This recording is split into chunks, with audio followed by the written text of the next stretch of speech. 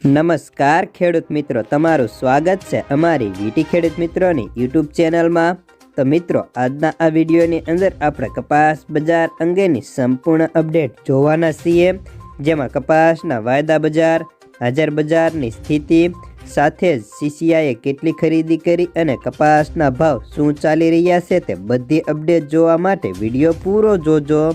તો મિત્રો, સૌપ્રથમ તો આપણે કપાસના વાયદાઓની શરૂઆત કરીએ તો કપાસના વાયદા સતત ને સતત ઢીલા પડી રહ્યા છે, જેમાં MCX કોટન વાયદાની વાત કરીએ તો આજે પણ 340 નીકળીને 54,200 હતા, જ્યારે ન્યુયોર્ક કોટન વાયદાની વાત કરીએ તો તેમાં પણ 330 નીકળીને વાયદો 46,143 રૂપિયાનો હતો।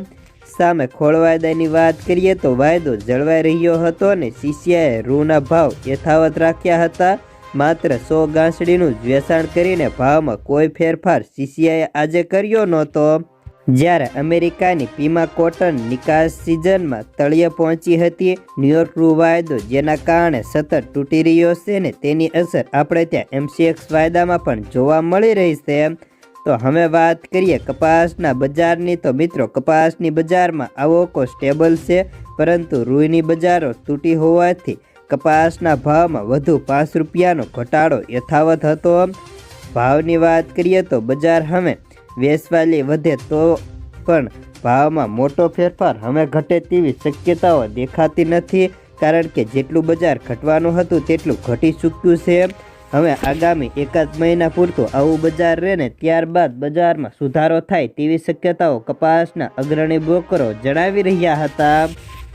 હાજર બજારની વાત કરીએ તો હાલ હાજર બજારમાં કપાસના ભાવ તેની ક્વોલિટી મુજબ કડીમાં મહારાષ્ટ્રના કપાસના ભાવ 1400 થી 1420, કાઠિયાવાડના ભાવ 20 કિલોના 1420 થી 1450, જ્યારે આપણે ત્યાં કપાસના ભાવની વાત કરીએ તો 1350 રૂપિયાથી લઈને 1470 રૂપિયા સુધીના ક્વોલિટી વાઇઝ જોવા મળતા હતા, ત્યારે રૂ બજાર ટૂંક જ સમયમાં 53,000ની અંદર ખાંડીના ભાવ પહોંચી જાય તેવા ધારણાઓ છે।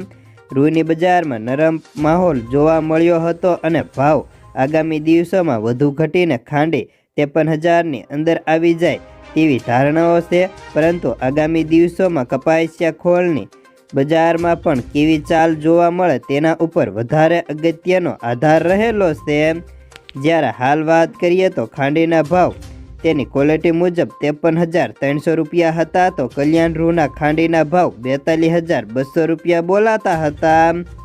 જ્યારે મિત્રો, હવે કપાસના ભાવ વધશે કે ઘટશે તેની વાત કરીએ તો હવે કપાસના અગ્રણી બ્રોકરે જણાવ્યા પ્રમાણે આગામી 1 મહિના પૂરતા બજારમાં તેજીની શક્યતાઓ ખૂબ જ ઓછી દેખાય છે, પરંતુ જો કોઈ કારણોસર નિકાસ થશે તો જ કપાસને તેજી મળશે, નહીંતર હજે 1 થી લઈને 1.5 મહિના પૂરતો કપાસના ભાવ વધવાનું ખૂબ જ મુશ્કેલ દેખાય છે।